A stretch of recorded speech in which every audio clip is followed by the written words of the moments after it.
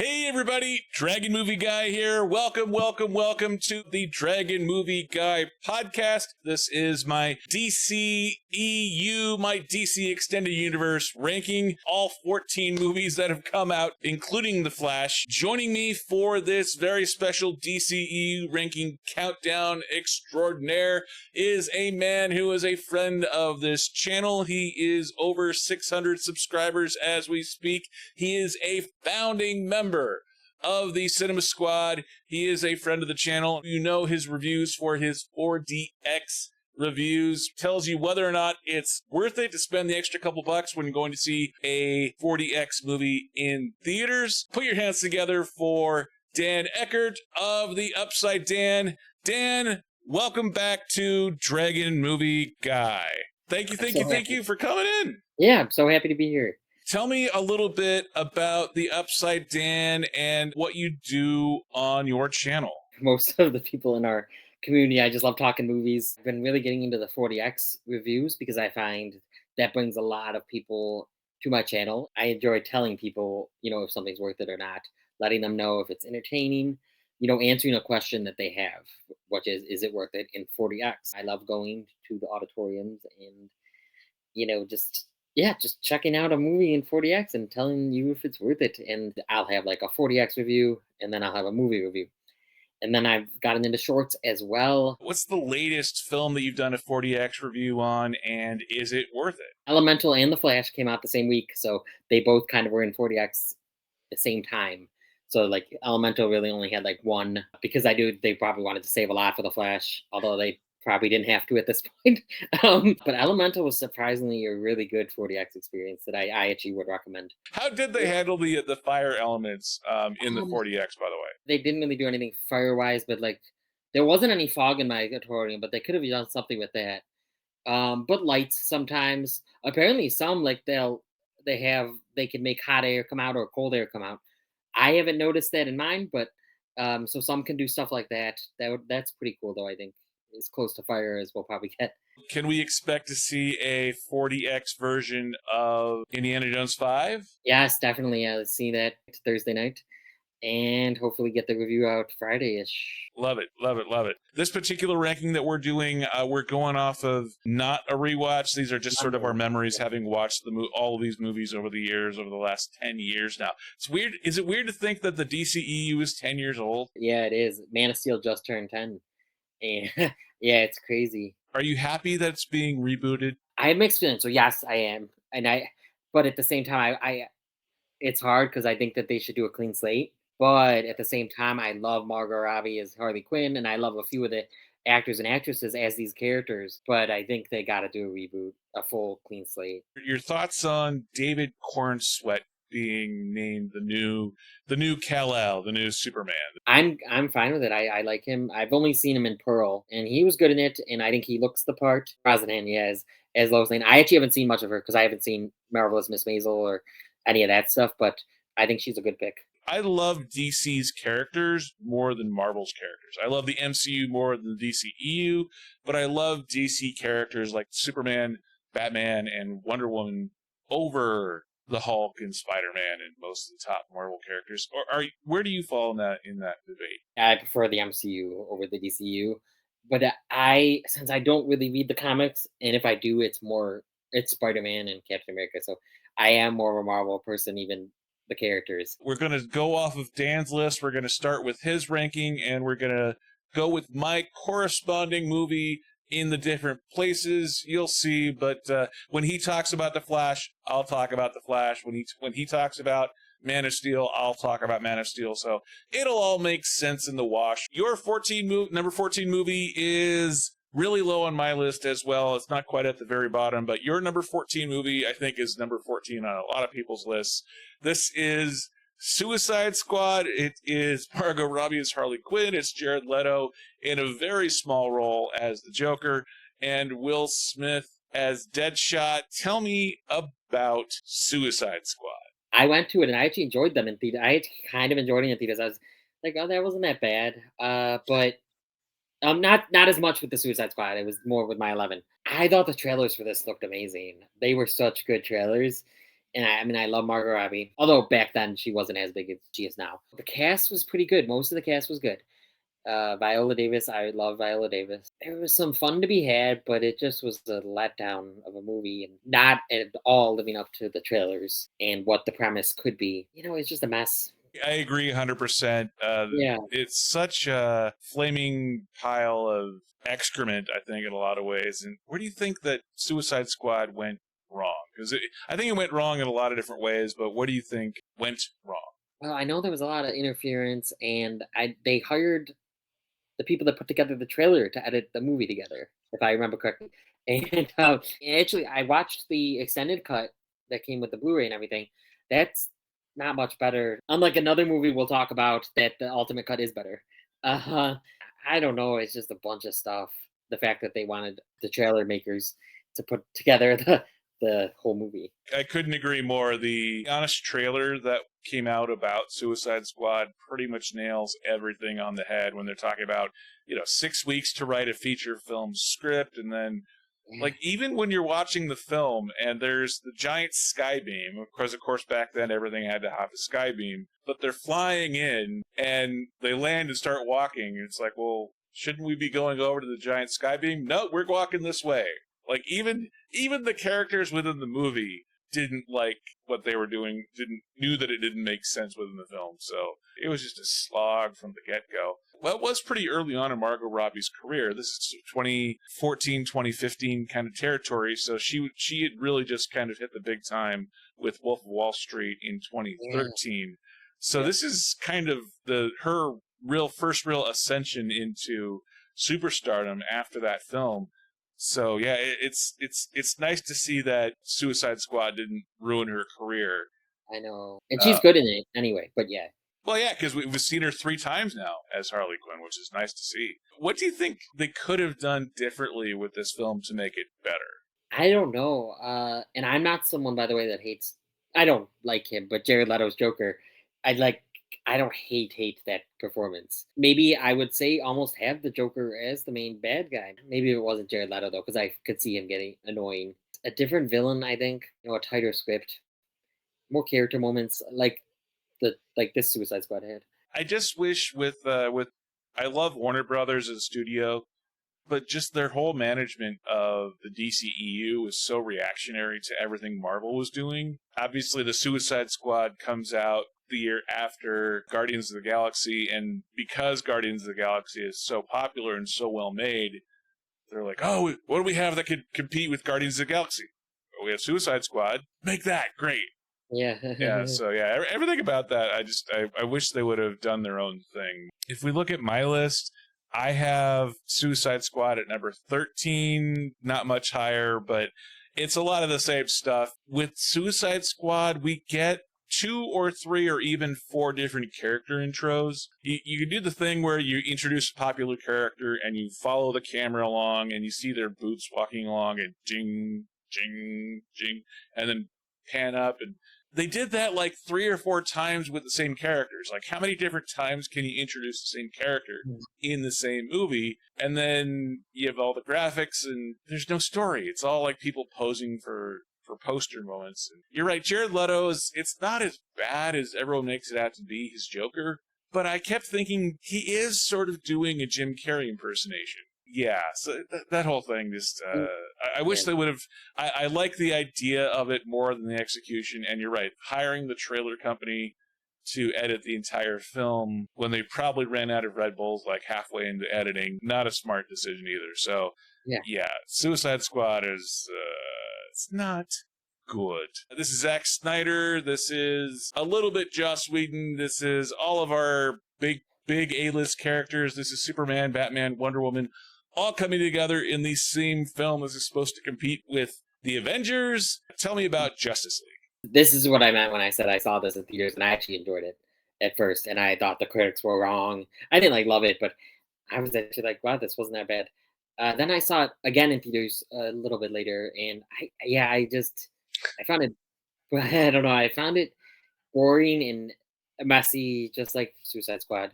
I wish we started more though with Man of Steel, then the Batman movie, then maybe the Wonder Woman movie, then BVS, and then maybe Aquaman and the Flash get a movie, and maybe Cyborg would have got a movie then, and then the Justice League.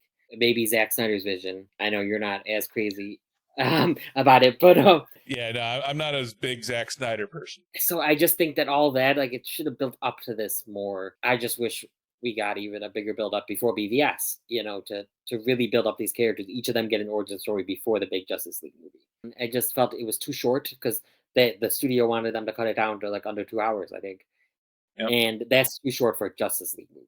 Like an Avengers movie, a Justice League movie, a team up movie, that's a little too short, especially nowadays with everyone wanting, I think they're too long, but wanting movies to be 2.5 to 3 to 4 hours. Now they're so long, and I don't think that that was long enough for a Justice League movie. The whole thing with the DCEU is so badly mismanaged from the studio perspective. It's funny because all they had to do was look at what Kevin Feige was doing at Marvel and say individual solo films feeding into the team-up movie. That footprint, that pattern was already well established.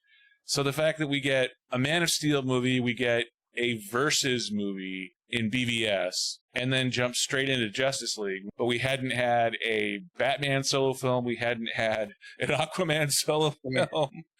All of those characters, I think, get short shrifted by having to have their origin stories inside of a Justice League film. And okay, so maybe you save Cyborg for the Justice League film, but I think every other character should have had their solo film first and then have that go into Justice League. Yes, and then the Flash's solo film should not have been Flashpoint. So Flash's solo film should have been a shorter one, and then maybe a second Flash movie, and then Flashpoint should have been the third Flash movie. And to have the Flash solo film come out 9 years later, Yeah, I know. it's such a Like Black waste Widow, of great characters. like Black Widow in the MCU, how that her origin, not origin film, but a film, about her came out after she's, spoiler alert, dead. Yeah. That wasn't Kevin Feige's fault, though. That was Perlmutter's fault. That was like people don't want a girl superhero movie. Oh yeah, and I actually don't mind the Black Widow movie, but yeah, that's another. That's Yeah, another topic. I liked it. I think it could have been a little bit better than what it was, but I like the idea of it more than the actual film. I have Justice League a little bit higher on my list. I have Justice League at number 7. I actually like this better because Joss Whedon came in and take over. I like some of the changes that you can totally tell that he did, like the Russian family. I liked that sort of ground level thing that he had done with the Avengers. He had the waitress in the cafe as sort of the point of view ground level character. So the fact that he had to come in after all of the stuff that Zack Snyder had shot was already done, everything's all cynical and dark. It's like, well, how do you have some moments of levity or impact? It's like, well, let's take the family. Take this one little Russian family, mom, dad, couple of kids, and they're going to be our eyes and ears through which we see this alien invasion taking over this power plant. And while it's not perfect, I can't imagine being Joss Whedon taking that phone call and saying, yeah, we only have a limited budget, we only have limited amount of time. Can you fit all this stuff together, all these moving pieces together, and only shoot a couple of extra scenes? Can you do that and have a coherent movie? And he was like, yes, I'm Joss Whedon. And then Joss Whedon gets broken and quits Twitter. I actually like what Joss Whedon did with a lot of the moments in this, but I just wish that we would have built up to Justice League because the studio was so keen on rushing Justice League out to theaters. It comes out half-baked, and while I liked most of the cast members and the casting for this movie, I just wish it would have been better. And I think they wanted it out that year to get their bonuses. Yeah, and which just makes it even worse because if they would have done it right, and if they would have made it good as opposed to just getting those bonuses, they probably would have gotten those bonuses anyway, because if you sell $1 billion, then there's plenty of money to go around to all the executives out there. So the fact that we never got a Ben Affleck as Batman solo film, it's one of the great injustices. The fact that here he is, I love Ben Affleck. He's one of my favorite actors. I love Good Will Hunting. I love him in pretty much everything he's done. So the fact that we've had Ben Affleck as Batman, we've had Ben Affleck as Daredevil, and we've never gotten a good performance out of him in either of those roles. And it's not really his fault. Yeah. It's not him in the role. It's the films he's been in that have largely been, which I find exceedingly hard to believe, especially considering he's a good director in his own right. So Yeah. there's so many wasted opportunities here. Even Henry Cavill as Superman, I know he's kind of divisive in a lot of ways, but I like Henry Cavill. I'm not a huge fan, but I like Henry Cavill in the role. Love Gal Gadot as Wonder Woman. She's better than what it was. One of the few sequels in the DCEU, it is Wonder Woman 1984. This is Patty Jenkins returning. This is Gal Gadot returning. This is even somehow Chris Pine returning. Yes, this is a lot of the stuff of COVID and the pandemic and labor shortages and production squeezes, and we get all of that. We do have Kristen Wiig as Cheetah, which I love Kristen Wiig. I'm with you. This is not a great film. Well, tell me about Wonder Woman 1984. I mean, I was excited for it because also, yeah, like you said, it was during COVID times, so big movies weren't really coming out, and this one was able to. I watched it on HBO Max, and I don't know, I was let down by a lot of the story. I think Kristen Wiig as Cheetah, I liked her at times, but I was even let down by her, her arc, and Pedro Pascal, I was even a little let down by. So I was really let down by the villains, obviously, and I'm a big fan of Chris Pine, and I did love him and Diana in the first one. But this was a weird choice of how to bring him back in another man's body, and she's taking advantage of him without him knowing. I mean, it's Chris, but yeah, You're right. Like even the fact that Chris Pine at one point in the film is sort of feeling funny about it himself. And, it's weird. On paper, I think most men come out of a sleep and you wake up next to Gal Gadot. That's generally speaking a good thing. But the fact that even the guys that are watching it are going like, yeah, this is not exactly the most, there's some issues with consent here, I think, when Chris Pine is taking over some guy's body, without his consent, or even without even Chris Pine's consent.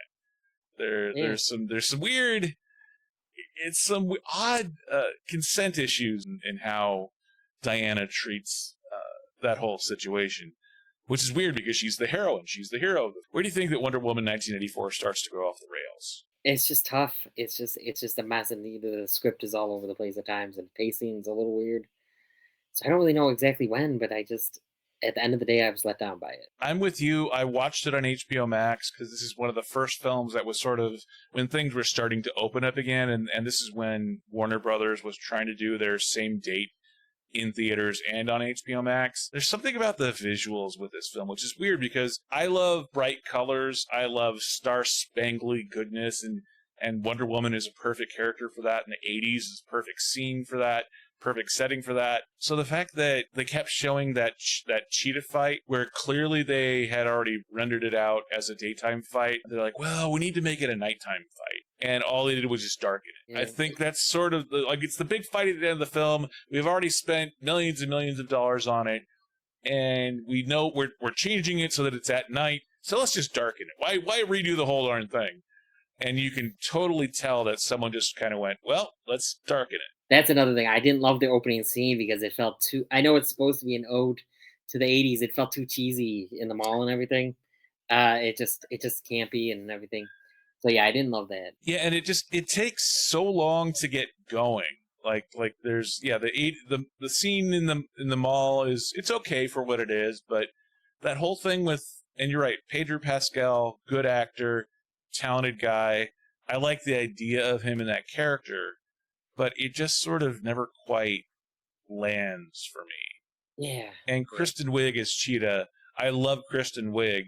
Me too. But there's something kind of off about that. It's just one of those things where it's just off, and I don't know why, because it's Patty Jenkins, a proven director, in a sequel that should make sense where she has more director control, but it just sort of falls apart, sort of like Thor Love and Thunder. I mean, it's the same director as Thor Ragnarok. It's just, so why is Patty Jenkins not directing? And yeah, okay, COVID, all that kind of stuff. But a lot of these things, it sort of seems miscast from the get-go. And Yeah. whatever that reason is, I don't know. That's another great point. That's another reason I was disappointed is because Patty Jenkins did such a good job with the first one, so you would think it would be similar in the second one. Just a swing and a miss. I mean, not an Yeah. awful film, but Yeah, kind of no. just a swing and the miss. Number 12 on my list. I love the color scheme. I love the Wonder Woman outfit better than what was in the Wonder Woman outfit from Justice League. Because if you look at the Justice League artwork and everything, her outfit is very earth tones, and Wonder Woman's outfit to me should be like the Linda Carter, like red, white, and blue, spandex, and bright colors, and she calls attention to herself. So the fact that there is sort of a brown and tan theme to her Wonder Woman outfit from the first film and from Justice League kind of always seemed a little bit off to me. So I love her Wonder Woman outfit. It's very 80s. Yeah. The Wonder Woman outfit in the picture from the poster that I have took the screenshot of for this, which is the gold. What I don't know the name of it, but it's the gold outfit that she gets halfway through the film. I'm not as crazy about that one, but okay, fine. It's just a costume. It's just her outfit. You're I'm right. not as crazy on that one because I like a classic. So I like the classic Wonder Woman thing.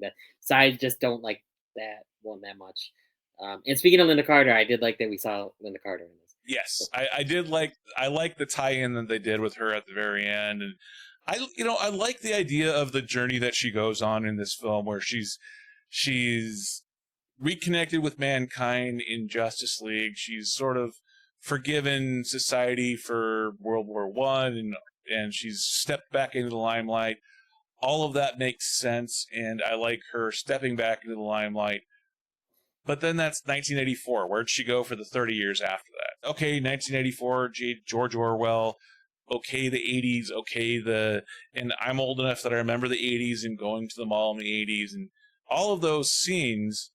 But there's just something off about all of the 80s stuff in there. Yeah. You have Pedro Pascal going full Miami Vice.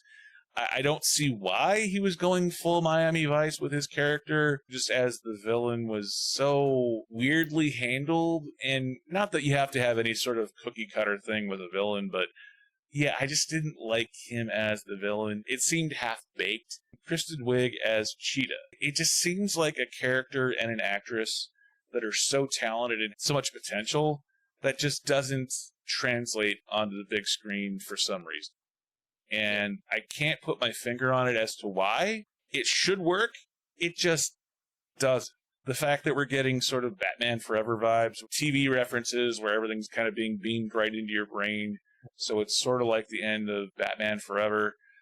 I get all that, but yeah, it's just a film that you're sort of waiting for it to get good, and it never gets good. So yeah, it's number 12 on my list. Wonder Woman 1984. Not a good film. It is Henry Cavill coming in as Clark Kent's Superman.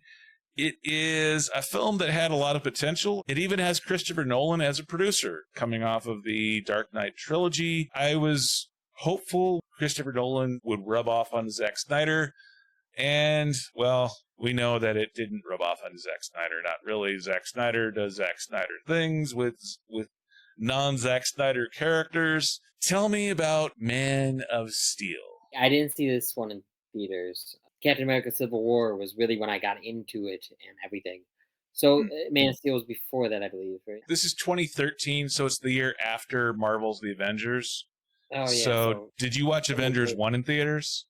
Yeah, so I did see most of the Marvel ones. I watched it years later on Blu-ray. I just think it's boring, to be honest. I love Henry Cavill as the character, though, so it's hard because I really liked him. I think he looks the part, acts the part. A lot of the visuals are really good. Michael Shannon's pretty good in this one. I didn't jive with it. I was kind of bored, and I couldn't stay paying attention at times. And I don't know whether it's because it's an origin story that we've seen before, because we've seen so many other Superman movies, and okay, yeah, Krypton explodes and Jor-El and Kal-El, and hey, there's Lois Lane. Yeah, there's something kind of flat about it. It's kind of reminds me of Superman Returns from 2006. Like it's not bad. It just doesn't. It's not dialed in for whatever reason. Zack Snyder, the way he handles Kal-El's Clark Kent Superman.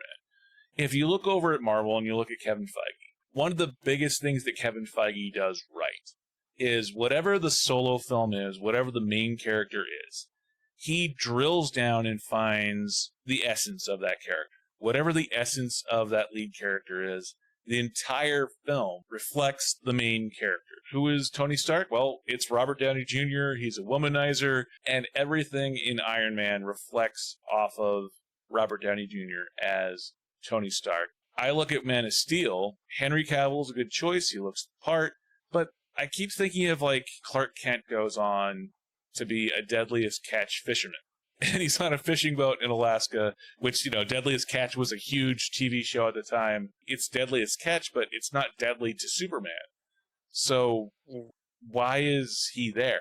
Well, he's going on a journey, and when you're seeing a character that's snarling and has a beard, and he's walking through Alaska, it sort of feels like he wanted to make a Logan movie. Like he wanted to make a Wolverine movie, more than a Man of Steel movie.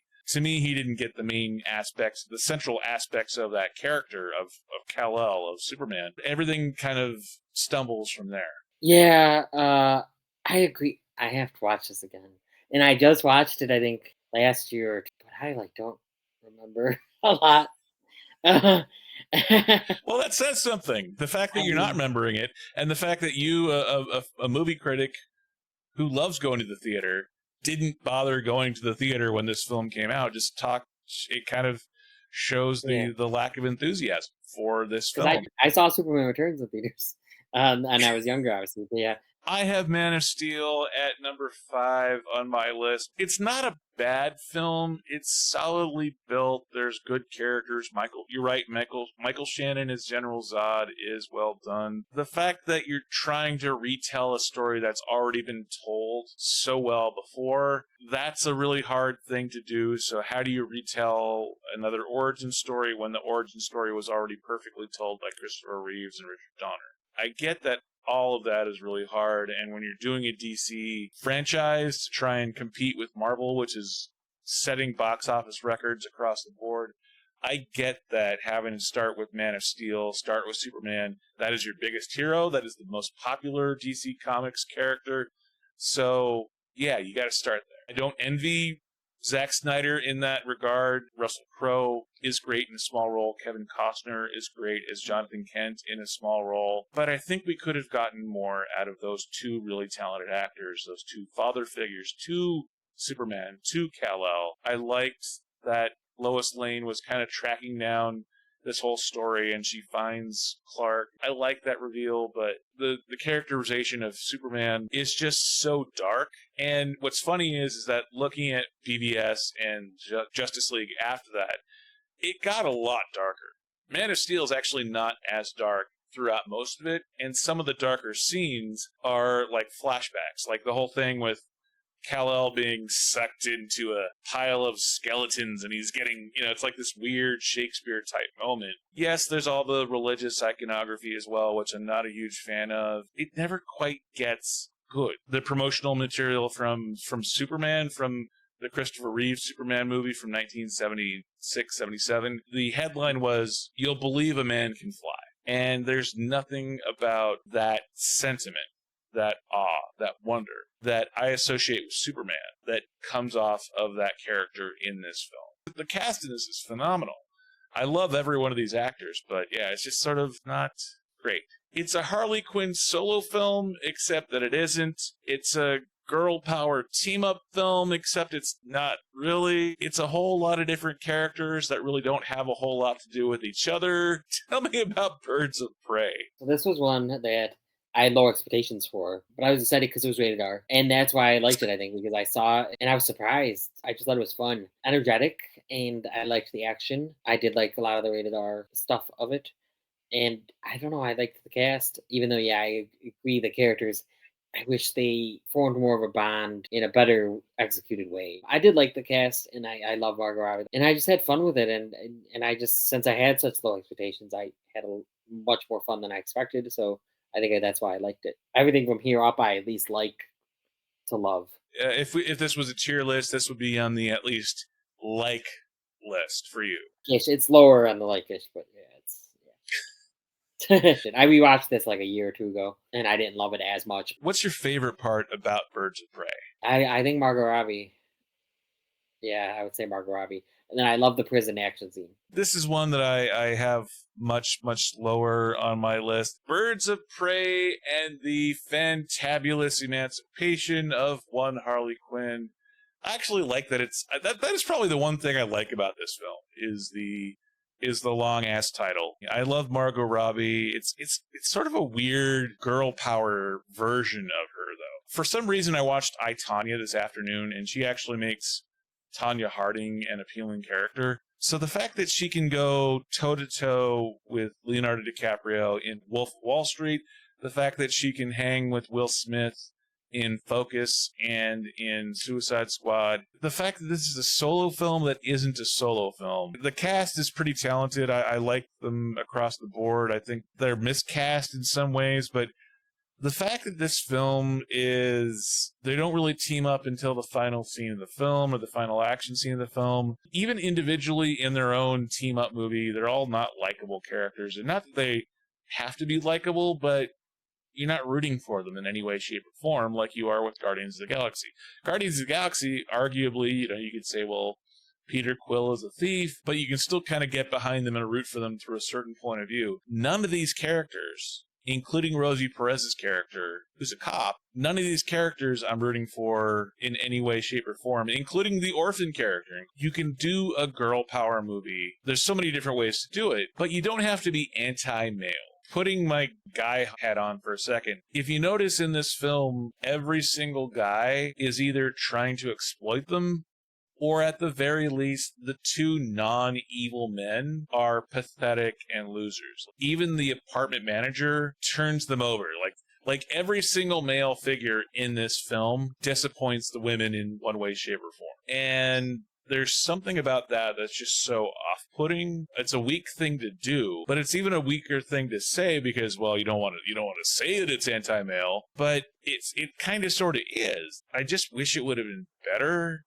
But the fact that it combines bad filmmaking with preachiness, the men are all bad and the girls aren't much better. So who are we rooting for in this film? Bad. I mean, it's number 14 for reasons. I haven't done the rewatch of this film yet, but I've never had any kind of inclination to do a rewatch for a film this bad. Maybe it's just me, and maybe when I get to the rewatch, there will be something that I like a lot better. The third film in the DCEU, this is Batman v Superman. This is Dawn of Justice. This is Zack Snyder directing. This is the introduction of Ben Affleck as Batman. This is a massively popular storyline of Batman versus Superman. This is sort of competing with Captain America Civil War, where it's Tony Stark versus Iron Man. Tell me about Batman v Superman. I was let down by this one. It just wasn't as good as a movie that's called Batman versus Superman. That should be one of the most epic movies ever. And I still actually don't mind the movie, especially the ultimate cut. I think the ultimate cut for this one does improve on. It gives a little bit more meat to the Lois Lane and Clark story, especially. And the fight sequence is great. I really like Batman v Superman, the actual fight, and all the other action scenes as well. It was like my favorite Ben Affleck Batman moment. Just because of the movie's name, it was a letdown. Because it wasn't as good as the name. I still didn't mind it. I still like it. We're considering the Ultimate Edition for our rankings here, and I think that's a good thing because the Ultimate Edition is a lot better than the theatrical cut. Not that it's perfect by any stretch. The title alone, Batman versus Superman, that's a great title. Where does the film fail to live up to the title? It's tough because I love a lot of the metaphors and everything that they put in. Being a god and to be put above humanity. Humans look up to you and everything, and all that stuff with Superman. But I wish it was just less. I think that they probably should have had another fight at least in the beginning, and then Batman really gets pummeled, and Batman learns from that, and that's when Batman kryptonite is his kryptonite. So then Batman learns from that, and maybe even a third fight. I don't know. I just think that there should have been more Batman v Superman. If anything, this should have been the first act of the Justice League movie.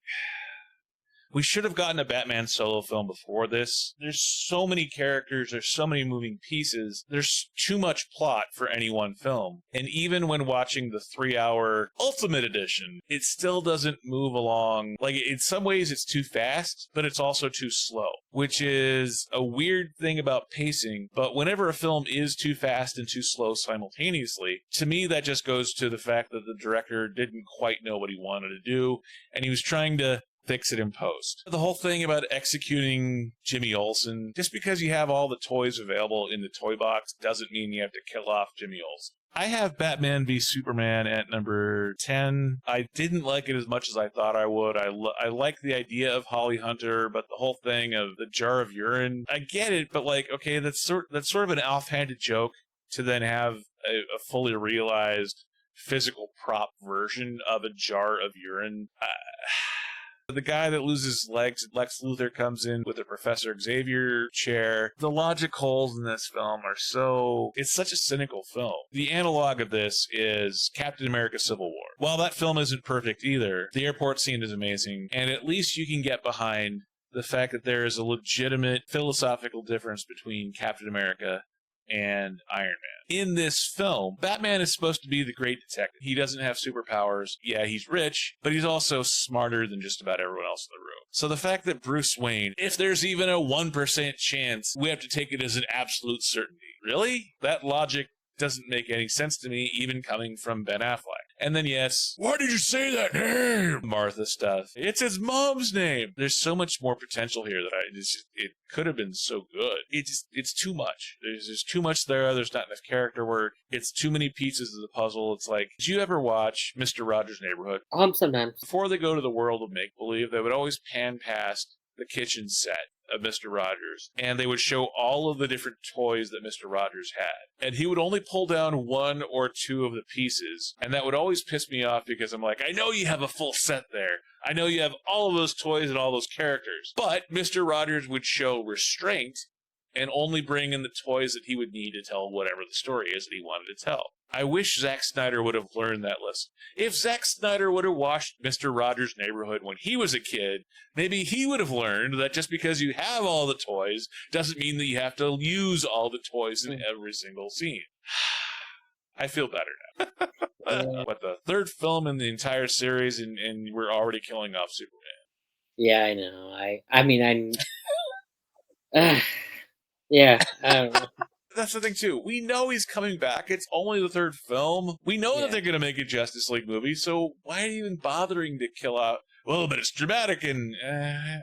Your number 8 film is, like many other things in the DCEU, they try to course correct, they try to improve things. There's a reason why Will Smith did not come back. It's James Gunn's first film in the DCEU. It leads to him taking over the DC universe now. John Cena, Margot Robbie, Idris Elba. Tell me about the Suicide Squad. I liked it a lot more when I first saw it, and I didn't love it because the hype before this movie was it's the best thing since sliced bread. Which I hate that, like, the Flash had that hype, and that ruins the movie for me because I expect the Suicide Squad to be the most amazing superhero movie I've ever seen, and then it's not. I was a little let down by it, but I still really liked it. Like, I had my shirt. I got a bunch of Funko Pops, so I must have loved it. Like, out of nowhere, I just was like starting to not love it as much and like it as much even, and be like down on it for some reason, and I literally don't know why. If we do this ranking again after Aquaman 2, I think it's going to probably go shoot up a little bit. So you liked it when you saw it. You saw it in theaters. Yeah. And I didn't love it even then, but yeah, I liked it. So what is it about this film that you think doesn't sit well? Was this film sort of like Taco Bell? The idea of it is appealing, and then you actually go eat it, and it doesn't sit as well? The hype. So I think after even the movie, I was like, how people are still like overhyping this and they love it so much. And I don't understand that much. I get it. Like, I liked it and I still like it. I haven't rewatched it though in a while. So that's why it's interesting when I rewatch it if I'm going to love it again. The third act, I'm not a huge fan of the kaiju stuff. I just thought that was a weird villain choice for the Suicide Squad to beat.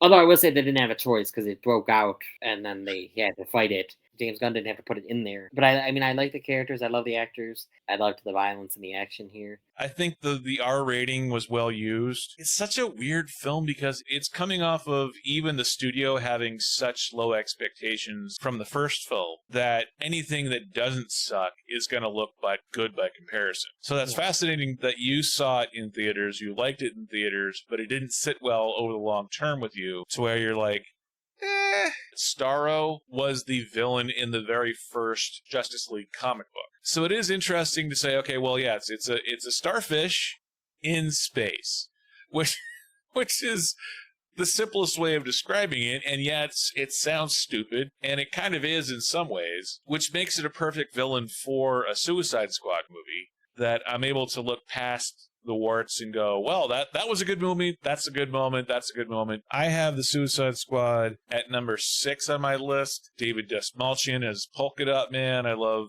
Ratcatcher 2, Daniela Melchior. Margot Robbie, again, it's almost like her own solo movie part 2 because she's off on her own for so much of this film. Number 6 on my list. And I loved the Peacemaker show, though. I thought that was really good. Margot Robbie in that role, kind of seducing the Generalissimo. Yeah. It's such a weird storyline, but somehow it works. The Flash. Yep. This is the latest movie. It is Ezra Miller, Ben Affleck back for a little bit. It is Michael Keaton back for a lot longer. Sasha Calle as Supergirl, directed by Andy Muschietti. Tell me about The Flash. This probably is another one about the hype and everything. We literally heard it's the best superhero movie, and we've heard that it's the best DC movie since Dark Knight. And like all the delays, just it built my hype up, but at the same time, the delays just kept knocking the hype down. But then it came back up, and then people weren't loving it as much. And the whole Ezra Miller drama, I liked it. I do like it, and maybe it might move up actually, at least 1 or 2 spots. I think, especially when you see who I have above this, people are going to be shocked. I think Ezra Miller, they do a really good job. The controversy aside, I think they played these characters because they do dual characters in this, dual berries. They did very well. Michael Keaton was great to have back. I love Michael Keaton's Batman. Ben Affleck was good for what he had. And it makes me more excited for Andy Muschietti doing Batman the Brave and the Bold because I think he did the Batman stuff in this movie. He did the other stuff good, but it's just the Batman stuff was a standout. I liked this movie, I think, better than you did. And maybe that's part of the reason why I was able to see this movie at CinemaCon. Yeah. So I was in the first group of people to actually watch the film.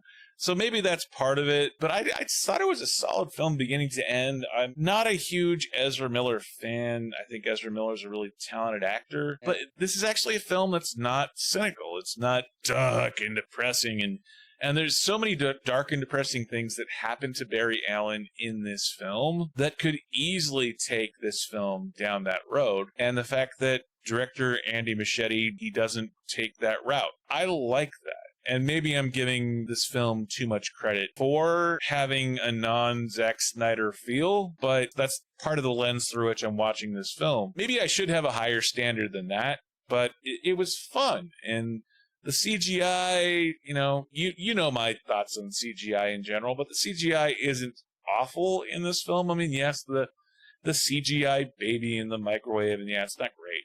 Let's be honest. Yeah. But Andy Muschietti says a lot of the stuff was done on purpose. I think he's using that as a blanket statement to excuse all of it. But I do agree because even before he said that, I did think that the stuff in the the Flash bubble thing, I was like, that's probably on purpose. I'm more forgiving of bad CGI. I'm horrible at noticing it though, but I noticed the babies and stuff. Yeah, it's just, I try to look past it as much as possible. I wanted this film to be good. I look past the fact that CGI isn't good because I liked the performances. I liked what they're trying to do. I so wanted it to be good. And it's a good film. I have it higher on my list, but I have The Flash at number 2. That's more of a condemnation of the DCEU as a whole than it is a compliment to The Flash. Robert Downey Jr. at one point in time had a lot of problems too. The difference is Robert Downey Jr. worked through all of his problems before getting Iron Man. Ezra Miller, I think, has a lot of work still to do. But Ezra Miller's done stuff that's affected other people badly. So it's a little different, but I understand what you're saying. He does. I hope Ezra Miller the best. Like, I want them to get better, and I want them to get the help that they need. But just in the movie, I think they did a good job. What the actors going through in real life does affect how we see them as an effective hero or not. Yeah. And I think the things that Ezra Miller has gone through, but it does affect his viability as a hero, in my opinion. How The Flash has done at the box office, I don't think we're going to see Ezra Miller again. It made $55 million opening weekend when it was scheduled to make 70, and then week number 2, it dropped off 73%. I don't think we're going to see Ezra Miller again in this role. Have you seen it since CinemaCon or no? No, I was meaning to go this weekend and just... Once all of the box office stuff started hitting, it kind of made me reevaluate whether I wanted to see it in theaters. which is weird because I liked watching it. I liked it when I saw it at CinemaCon. I love Warner Brothers. I love the fact that they're so open to so much stuff, but just everything with the way they manage DC post Christopher Nolan has been just so questionable. Like even when they do right and the Joker wins the Academy Award, I don't know, there's still something off about it, and I don't, it's different things for a different video. This is Shazam! Fury of the Gods. This is the sequel to the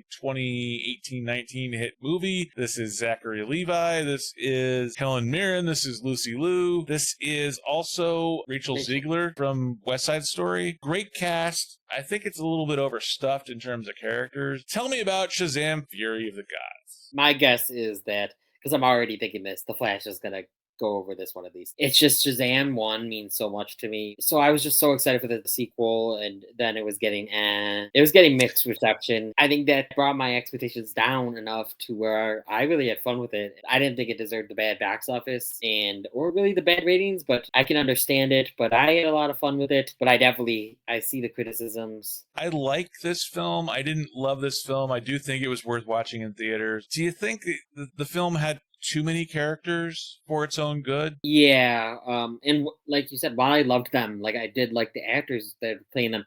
Yeah, I think there was a little too much. I don't think the Rachel Zegler storyline and her arc with Freddy, Jack Dylan Grazer, was as realized as it could have been. And honestly, maybe it would take the romance out. And I knew the twist. They were trying to make it a secret that Rachel Zegler was one of the sisters, but I already had seen a trailer that kind of hinted at that. I think there's a little bit too many characters, but at the same time, like a lot of them are needed because there's 3 sisters of the... Yeah, the mythology part of it too was a bit overactive. I mean, I love Jack Dylan Grazer. I liked that they gave him a bigger role in the sequel, but it was such a jam-packed film. Even the name Captain Everypower, on the surface, that's funny, but it just kind of goes to, I don't want to say lazy writing, but just more half-baked writing, which I think kind of goes to the nature of this entire film. I mean, it was almost it could have been called Freddy because it was almost Jack Dylan Grazer's movie. Like, he was in it more than Astro Angel because the kid Shazam wasn't in it much. Zachary Levi was just mostly the character. And they tried to give the wizard something. I liked the wizard, and I liked Jaimin Hansu. He was in A Quiet Place too, I think, as well. I like him a lot. I really like him as an actor. But they even tried giving him something. They tried giving everyone basically,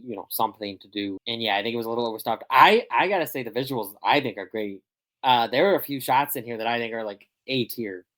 The dragons flying over the city and it's from below. I really liked that. I thought there were some really good shots here. Some really good CGI use. And the fact that it's not supposed to look photoreal, I think is smart. The fact that it's kids using magic gives the lack of photorealisticness to the CGI. Like, that death was such a good death. Shazam's sacrifice. Yeah. It's hard because I like him. But at the same time, if they're resetting the DCU anyway, I feel like they could have just kept him dead. Thought it was a little lazy, just she could come and bring him back. A bit predictable for sure. They spoiled that in the trailer that she was coming back. So. I like this film. I didn't love it because the film is a little sloppy in terms of filmmaking. I had Shazam! Fury of the Gods at my number 9 film. As you were saying, Asher Angel is in it so little. It kind of felt like the last scene with him where the mom says, "I want to see your face. Can you give me Billy Batson's face?" It kind of felt like that scene was done at the last minute. Like, oh, that's right. Asher Angel really is not in this film very often. He's in it like 2 or 3 scenes, and that's pretty much it. So yeah. And I loved that scene with his mom. I just really relate to it because the foster stuff. But I will say, even the mom thing, because in the beginning, he wouldn't call her mom, and she was like, "Don't give it time." And then nothing really happens between them that would make him change his mind. But then he says mom at the end, which I liked. I still liked that scene. But I think that there could have been some more development between the mom and him. Between that. Even just one scene. I agree with you. And in some of these movies, they're so overstuffed. This film is overstuffed. Like, there's enough plot here to go over, for sure, a movie and a half, maybe 2 films. And I love the idea of the storyline of him aging out of the system, because that is a very real thing that happens to kids in foster care.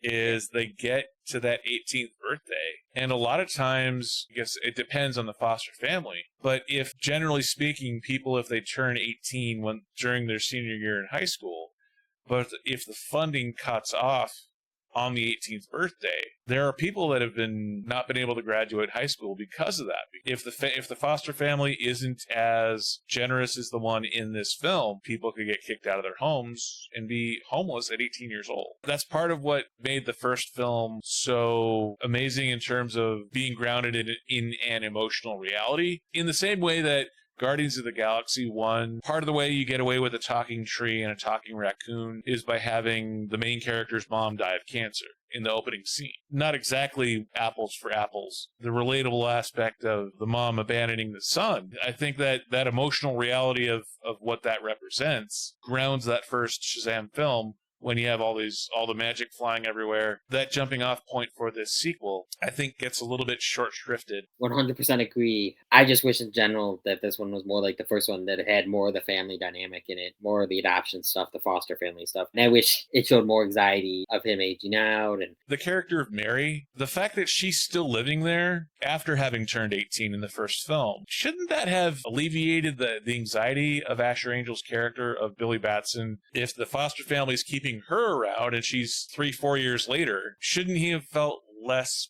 pressure, less anxiety? he has such a low opinion of himself, maybe. But yeah, no, that's a good point though about Mary. There's a lot more potential here than what we saw on the finished product on the screen, and I just wish they would have gone with the emotion more, gone with the feels more. A few fewer characters, which is weird to say because I like big casts, I like cinematic scale, and I love Dwayne Johnson, but let's be honest, is oftentimes the best part in a bad film. For whatever reason, he picks movies that are stinkers. The Die Hard wannabe film, Skyscraper, the fact that it's even named Skyscraper, bad. The White Gorilla, Rampage, bad. Well, that sucks. San Andreas, bad. Central Intelligence. You got a banana! I actually like that one. Oh! I thought he did a. I didn't mind it either. Yeah. Not a great film, but funny and had enough heart and was well enough put together. I'm talking more just in terms of the pure action films that are sort of underwhelming, where he is the best part in a bad film. That's what I was expecting coming into Black Adam, and when you have James Bond in the film, it kind of pleasantly surprised me. Tell me about Black Adam. I thought it was just fun. I just had a really fun time. I saw this one in 40X, and it was just fun. That's all I can say. It's a blast. It's definitely generic in times, but I think that they did some good stuff with the character, and I think Dwayne did a pretty good job as the character. I think it could have been better with how much he's hyped it up and how much they've been working on it, because he got cast like years and years ago. Another one where it was like 10 years ago, sort of like The Flash, where it's like 10, 12 years ago. I think they were showing some pictures of him right around the time when he was cast, and he still had hair back then. Yeah. So the fact that Dwayne Johnson still has the people's elbow, but he was more of the, I think, comic book vision of Black Adam. And I really liked the cast, Pierce Brosnan especially, and Hawkman. I really liked that character. A pretty intriguing plot, like I said, kind of generic at times. Definitely felt like a movie that could have came out in the early 2000s, or when the casting was announced even. Did you like the cameo by Henry Cavill at the end? And yeah, I knew about it beforehand. I mean, a lot of people, they were basically telling you. And I liked it. Obviously, I mean, we're not going to be able to see anything that happens from it, but I did like that one. And even in DC's League of Super Pets, at the end, Black Adam comes in with his dog, and they're all like voiced by Dwayne "The Rock" Johnson. And they go against Superman and Krypto, so that was pretty funny. But I liked seeing Superman, loved seeing Henry Cavill again. Was excited for his return, but then again with the Warner Brothers kind of mismanaging the whole thing. I was laughing at it because it's from the opening scene onward when they were like Kondak, and then they splashed the name Kondak across the screen. It's not spelled anything like, but something about the K in Kondak. And the fact that they spelled it out of the screen, I kept thinking that is such the desperate, this is not Wakanda. There's a K in the name, and we're going to spell it out for you, but it's not Wakanda. It kind of is, in some ways. I like the kid that was the everyday kid, superhero fan. Yeah, I liked him as well. I like Sarah Shahi. I thought that there was some good character moments, the comedy moments, and I try not to think too hard when it comes to Dwayne Johnson. But the whole thing with Sarah Shahi, her character, she's a university professor who's searching for the thing, right? She's searching for the all-powerful thing. Even her dialogue in there, she's like, we have to find it. They're like, why?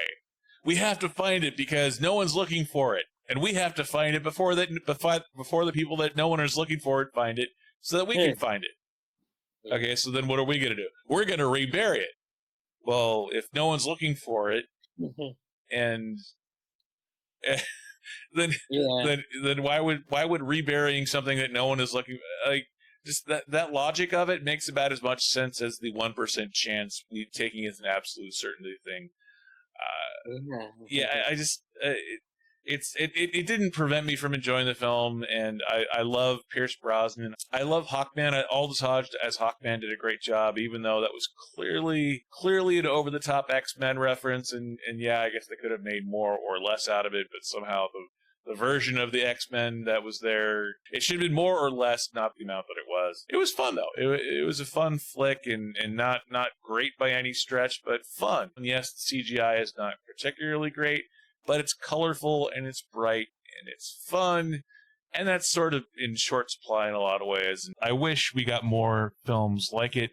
I actually had Black Adam a lot lower on my list. I had it at number 11. That kind of surprises me a little bit, but having already done my Batman v Superman rewatch, Batman v Superman Ultimate Edition 3-hour version is, in my opinion, a little bit better than the storytelling being done in Black Adam. Therefore, Dawn of Justice is, because it's a little bit better, is higher on the list than Black Adam. Even though I liked Black Adam a lot better than I liked Batman v Superman. Release the Snyder Cut! Release the Snyder Cut! Middle of the pandemic, Zack Snyder fans on keyboard warriors in fine form. This is the 4x3 black and white, might as well be an I Love Lucy episode. This is the same movie that we've already seen, that we've already reviewed, but this is the 4-hour version. The 4-hour version, and then it was going to be 4-hour-long episodes, and then it was for the singular 4-hour thing again, which, yeah, again, Warner Brothers. Tell me about Zack Snyder's Justice League. Oh, so I've only seen it once, and because it's 4 hours, and I just, that's a whole day. It is. Yeah. It's 4 hours. Yeah. So it's hard for me to watch.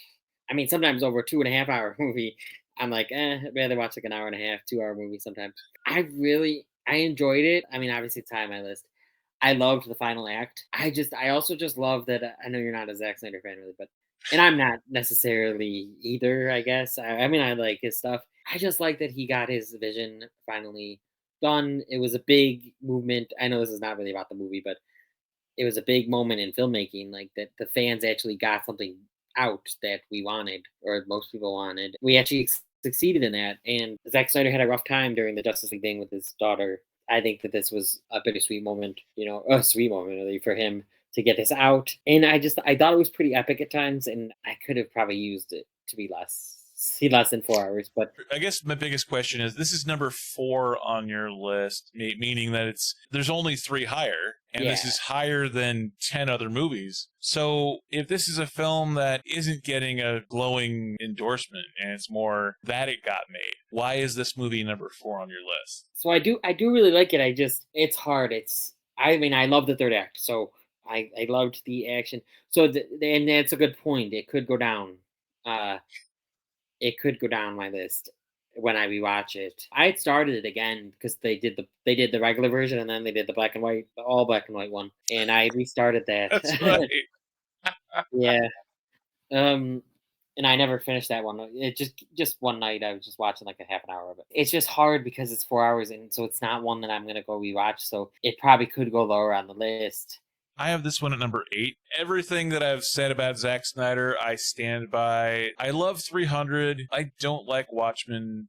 I can respect the filmmaking of Watchmen, but the killing of the comedian, all that kind of, it's dark, all that stuff, This is an interesting film school thing, I think, more than anything else. The release, the Snyder cut, the spending of the $40 or $50 million to get a brand new bad guy, which is, a little bit less crash test dummy, but still equally eye-rolly. For example, when you look at when Batman goes to recruit Aquaman, and there's that Icelandic choir, that whole scene is, in a nutshell, exactly what I would expect from a Zack Snyder Justice League film. Even more angsty than Man of Steel and BVS. Even more angst in terms of Cyborg. Angst across the board. Very well executed, though, which is why it's number 8 on my list, which is about halfway. It's not one that I would recommend, but it is well put together. It is solid filmmaking. It's slow, it's boring, it's depressing, which is everything that Zack Snyder loves. So many different ways for me to make fun of Zack Snyder's Justice League, number 8 on my list. So I liked the villain. I liked third act. Again, I had to rewatch it. Maybe, yeah, you have a good point, though, why it's so high. It's just hard because it's a 4-hour film. And that's the other thing. I am someone that I like director's cuts. I like 3-hour movies. I'm one of the few people that sits down and watches the 4-hour and 15-minute Dances with Wolves director's cut in one sitting. Christopher Nolan has been getting longer and longer and longer with his films, and then refusing to cut out elements to get down to the runtime. 2 hours and 30 minutes on the nose for Tenet, and the fact that that film is so frantic and fast-paced that there's no room to breathe. Different filmmaker, different problems with film, but in this case, it's the exact opposite. It's giving the filmmaker so much room to breathe, so much carte blanche, that this is my vision. Yeah, but it's not cinema. It's a superhero film. Good, solid filmmaking, but wish it was better. You're number 3. This is Patty Jenkins. This is Gal Gadot. This is the solo film I think we were all kind of waiting for and hoping that would be good, and actually was fun and hopeful. And yeah, it's World War I. It's Germans as bad guys, but it's still kind of fun and hopeful. Tell me about Wonder Woman. I love Gal Gadot as this character. I really like Chris Pine. I like their energy and their chemistry together. And I liked the jokes a lot, especially the first time I saw it. I like good fish out of water kind of jokes, and I thought it was really well done. Action was well done. I know a lot of people didn't like Third Act, and I'm kind of with them, but I still just love the rest of the movie. No man land scene. And it was very good. And I don't hate the third act either. Like it's good. Like I don't mind it. It just doesn't feel like the rest of the movie. I couldn't agree with you more. The third act, there's so much great stuff in the rest of the films. Great character moments, great chemistry between Chris Pine and Gal Gadot. But I just wish it was more than a random CGI battle between two characters. The build-up was better than the payoff, and the payoff wasn't awful, and everything that happened there was there for a reason. It rang true with their characters. The sacrifice that Chris Pine makes with his character at the end, yes, it's a bit derivative of Steve Rogers at the end of Captain America, the first Avenger, but it has its own feel and its own place to it. And in some ways, I think it makes more sense as a sacrifice than Steve Rogers' sacrifice. Because with the powers that Steve Rogers has in Captain America, you could make an argument to why he shouldn't have dumped the thing in the ocean versus Chris Pine just being the average everyday guy flying the plane off so that it doesn't blow up over a population center. That makes a lot more sense. I love all the stuff on the Themyscira. I love Gal Gadot in this role. I actually have Wonder Woman at number 1 on my list. I've already done the rewatch of this one. I love her character progression. I love the fact that we're seeing her go from being a kid to being a teenager to being Diana as Gal Gadot as a young woman. I love that somehow she sells that her mom made her out of clay. And Chris Pine just kind of goes, okay. Because if you're believing in Zeus and gods and hidden islands, why not make Wonder Woman out of a thing of clay? So I love how his reactions as the point of view character, if we're going this far, why not farther? I love the stuff in London with her and him, and I love Lucy, his assistant, who helps her get dressed. Interesting note, too, I forget the actress's name. I think it's Lucy Boynton, his assistant. That was the Pam character from the European version of The Office, from the British version of The Office. It's the same actress. She wasn't Pam in the British version, but it's same actress, same role. or a different Yeah. role, but the British version versus the American. So yeah, everything across the board with this film, I love. Why was it World War One instead of World War Two? Okay, so you're avoiding the Nazis and Hitler, but Germans as bad guys. Trench warfare versus World War. I'm no historian, but it sort of felt like it would have been more of a natural. Every war film is like World War II, World War II, World War II. So maybe they just want it to be different.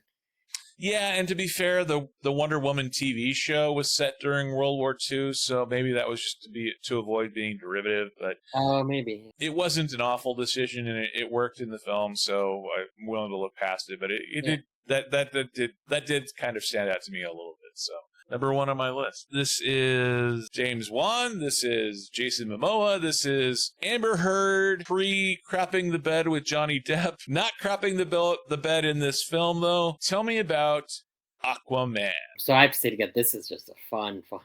This was so fun. And like right on Facebook afterwards, I was like, DC, this is how you do a movie. Because I was sick of the few movies, before it. So I was just like so happy with a finally really great, fun, entertaining ride. And I thought it had a good story. There's some campy bits, obviously, like there's an octopus playing drums in it. And I love them riding sharks and fighting underwater. I thought the CGI was pretty well done. Nothing I think mind blowing like most DC stuff and most movies these days, really. But I thought Jason Momoa did a good job. Yeah, controversy aside, I liked Amber Heard a lot in this film. I liked her character. I liked how they bounced off each other, her and Jason Momoa. I loved the action. I don't know. I just loved this story. I just thought it was such a fun, entertaining time. And I love the casting too of his parents, Tamura Morrison and Nicole Kidman as his mom. I thought was a really interesting choice given Jason Momoa's heritage.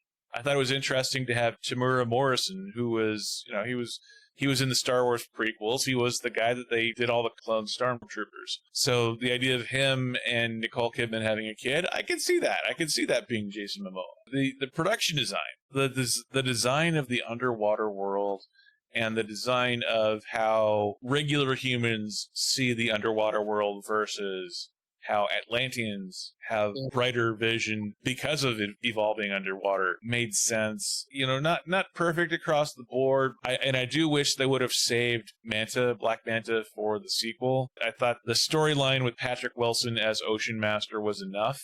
Jimmy Woo, the fact that we have Randall Park, not playing Jimmy Woo, but Randall Park doing double duty as a supporting character in the DCEU, I like. Honestly, too.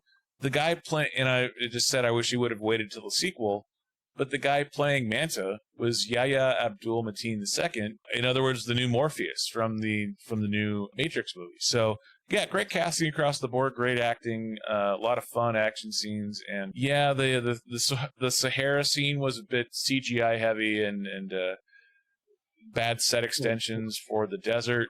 But overall, it was a lot of fun. I had Aquaman at number 4. I think it holds up well, too, having already done my rewatch. I wasn't wild about how Aquaman looked in Justice League and Batman v Superman. The few times we saw him, the whole, staring and posing at the camera where they did basically the thing that I was making fun of in Suicide Squad, where they were introducing the same character 2 or 3 different times.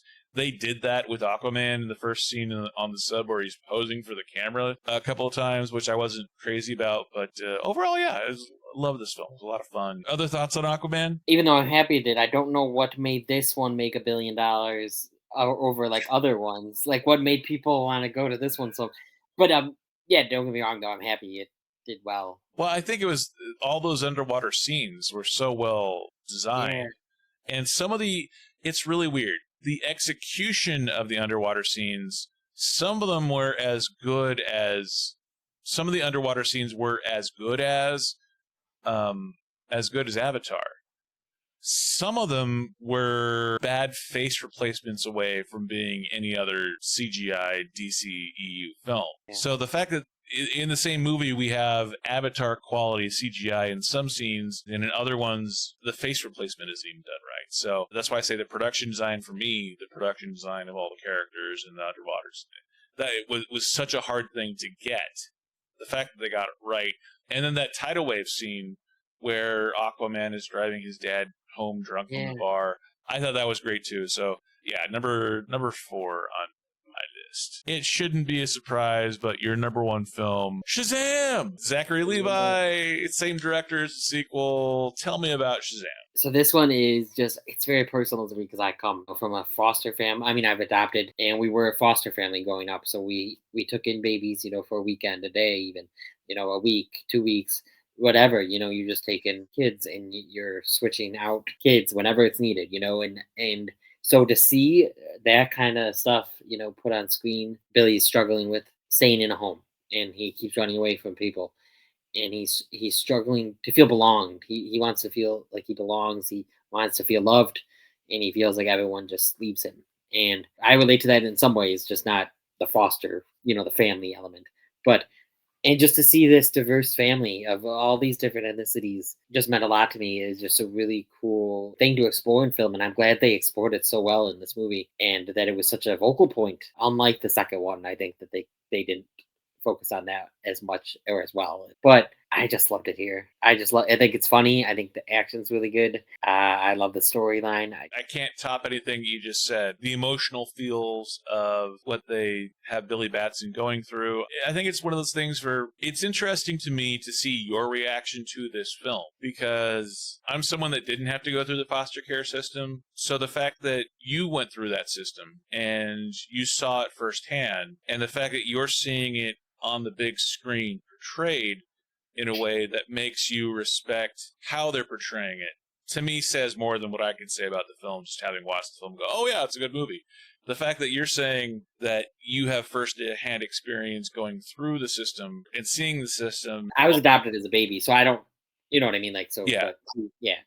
But yeah. your family, you were adopted as a baby, but the fact that your family was taking in foster care kids, and your firsthand experience knowing what that looks like, seeing what that looks like, and the fact that this movie did not screw that up or use it as, oh, look at this, we're taking in, the fact that there is an emotional truth there that they got right, along with good filmmaking. I defer to you in that sense in terms of emotional truth. I mean, to me, it feels emotionally true watching it, just as a film goer, but I don't have that first-hand experience that you have. The fact that it's reflected in your ranking as a result of how well it's done, I think, to me, speaks more volumes than anything that I could ever say about the film. I have Shazam at number 3 on my list. I don't think I have anything else to add other than I liked this one better than the sequel because the story was more simplified and because they didn't throw everything in the kitchen sink at the film. Not that it's a perfect film by any stretch. The CGI, especially with the boardroom sequence, the CGI leaves a little bit to be desired. And then, what is it about Djimon Hounsou's character where he is so bad at picking heroes? Like, I know that kind of worked that in, but Mark Strong as Dr. Sivana, if you side with the villain in a superhero film, when they're not trying to make him all that emotionally there, I can see where Dr. Sivana comes from by how bad Djimon Hounsou's character is at picking heroes. And the fact that he's that bad at picking heroes over the course of millennia. Who made him the head, the lone surviving wizard guy? So that part stood out to me a little bit. I think probably more than it should have. But yeah, good film. Not a great villain, but great film, great heart. And number 3 on my list. And while I loved the Shazam family coming in, I think that they could have saved that for a sequel. But I did love that part, though, so it's hard. I feel like that Shazam should have been the main one, or maybe Shazam and Freddy, and then the rest of the family gets their powers in the next one. That would have made more logical sense. The old leave them wanting more kind of thing, and I get why they didn't do that, because especially, kids age quickly, and it always takes 3 or 4 years to make a sequel anyway. In some ways, I'm glad that they did put it in there, but it's hard because I'd rather it that way, but then I loved what they did. Your ranking for the whole series, Justice League at 13, Wonder Woman 1984, on up the board. When you look at your ranking, do you stand by your ranking? Like, where would you change anything? Like, I know you're saying you might change 1 or 2 on this list. The Flash might go above Shazam 2. The Suicide Squad, I think, could go up once I rewatch it. Because like I said, I remember I liked it when I first saw it more than I do now. So that could go up. I don't know about Zack Snyder's Justice League anymore, right? uh, that could go up or down. I don't know. I love Wonder Woman, love Aquaman, and love Shazam. Though those are the three that I love. Well, just because I hate Zack Snyder's Justice League, don't take that as reason to put it down lower on your No, list. I won't. No, I won't. It's gonna be a tough watch, but not just because it's 4 hours. Yeah. Yeah, no, I think that's what I would change. There was a time where I almost was thinking about putting Wonder Woman 84 over Man of Steel. Oh wow. I know. I asked myself, if someone asked me right now, do you want to watch Man of Steel or do you want to watch Wonder Woman 84? I'd probably pick Wonder Woman 84. Wow. But I saw Man of Steel more recently, so maybe that's why. But I think that most of the ranking will. I mean, some of it's going to change, like I said, and it'll be interesting because we're going to see Blue Beetle and Aquaman too. Yep. Oh, yeah, absolutely. As far as my ranking, I stand by my ranking for the most part. I'm halfway through my rewatch, but I think this is pretty accurate across the board. Birds of Prey, easy last place. Suicide Squad, only not last place because Birds of Prey is that much worse. Not a great series of films, great franchise. But I love these characters, and I really have high hopes for James Gunn and Peter Safran. I like Shazam a lot. I love Wonder Woman. The Flash, I didn't see it in theaters yet. I just saw it at the premiere, and that may be reflective of this list. It'll be interesting to see where that goes after I rewatch it in theaters here coming up. But overall, I stand by my list, and the fact that Justice League I have at number 7 over Zack Snyder's Justice League at number 8. That is purposeful. That is there for a reason.